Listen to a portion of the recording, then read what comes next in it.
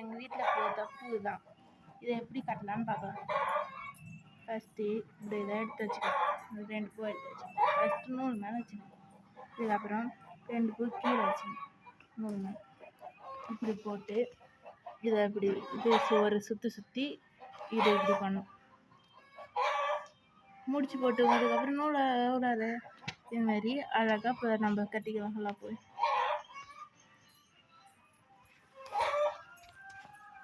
எங்கள் வீட்டில் நிறையா பூ பூக்கும் ஃப்ரெண்ட்ஸ். இன்னைக்கு அங்கே அபியாக்கா வந்தாங்க. அபியா அக்கா கிட்ட கொடுத்து அனுப்பிச்சிட்டேன். பூ இந்த பூ மேலே பூத்துச்சு.